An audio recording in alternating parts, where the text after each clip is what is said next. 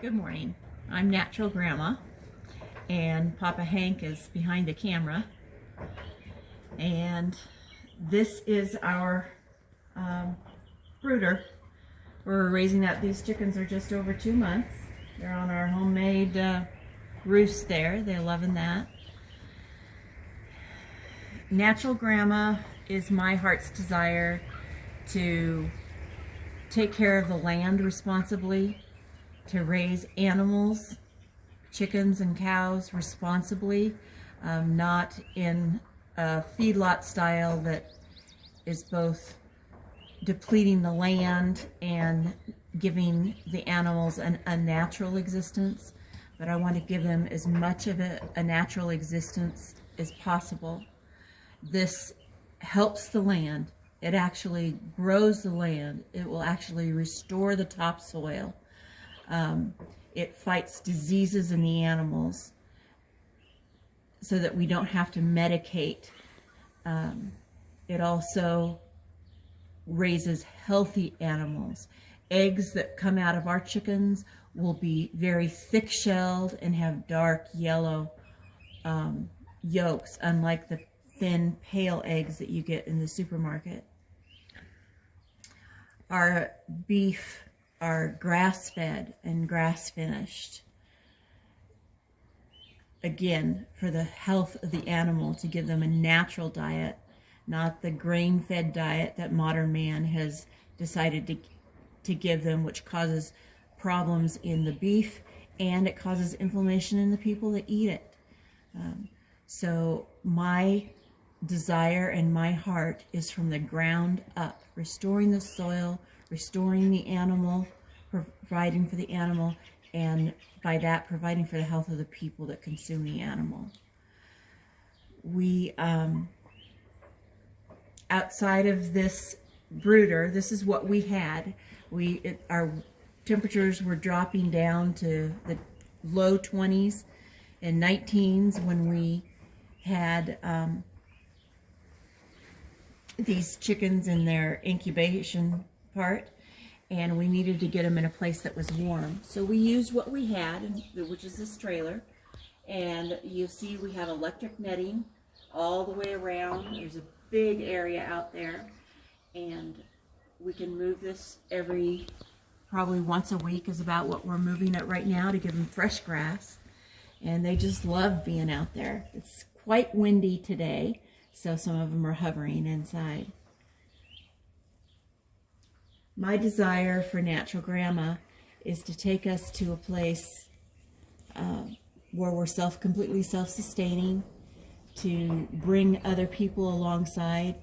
I'd love to introduce this to my children and my grandchildren, and as a way of life. And maybe they'll come alongside. Maybe there'll be other interns and people that want to have an experience of this. Papa Hank has over 20 years experience with the cattle and management intensive grazing, which is the style that we use. So how do you plan on marketing, Miss Laura? What's important about the YouTube? What do you need your viewers to help you do? It would really help me if you share. If you like, subscribe, and share these videos when you see them. Most of our marketing will be direct marketing. So it's by consumer, by word of mouth. And how long will it be before you have product? We'll have eggs starting as soon as August into the fall, through the fall.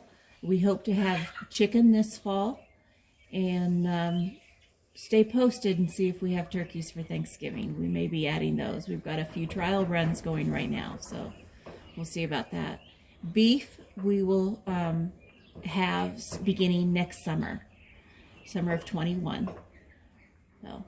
So we have time to build your market, and you need your people that believe the way you do to help you build that. Yes. And then these pullets will be the first ones laying. And then what have you got in your basement? Ooh, I have 9 turkeys right now. That's our trial run on the turkeys.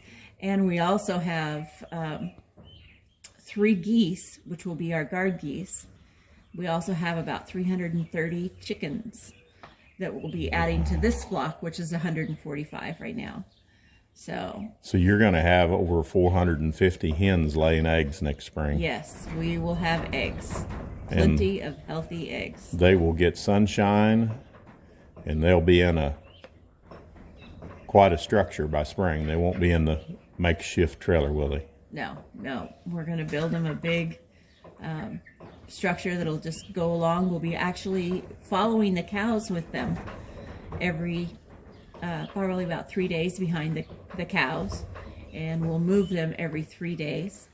And then what happens is they go in where the cows have been, and they'll pick through all the cow deposits and get all the fly larvae out of there, and so that'll cut down on our fly population. It'll up their protein, and everybody will be happy. Plus, that they will scatter all that waste from the cows, and that's good fertilizer, so that next time we come around to graze that spot, it'll be so much more rich.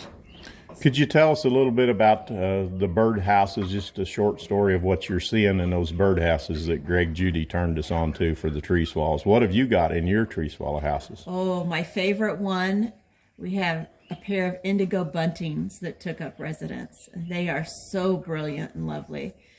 And but we also have some tree swallows in some of them. I was watching them yesterday fly out over the cows. So a healthy synergy of wild animals, chickens, beef, turkeys to come, hens laying eggs. Everything gets fresh grass every day, controlled by your management. Is that correct? Yes, that's correct. And it's a great thing. It's so much closer, so much better to what God intended and what they started out with.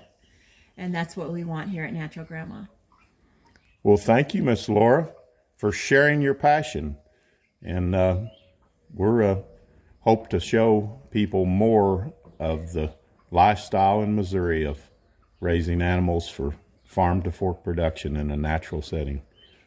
What else would you like to add? I would just like to say thank you. Stay tuned.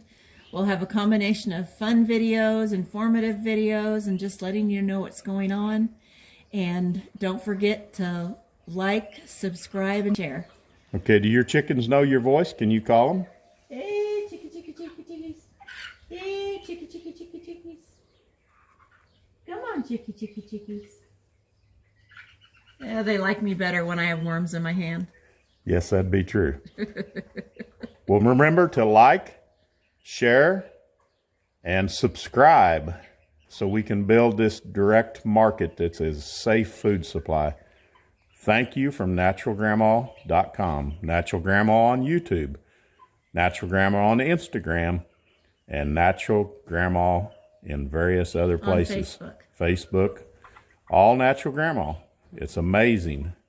Quite the brand for the future. Thank you, folks. Hit that like button on the way out.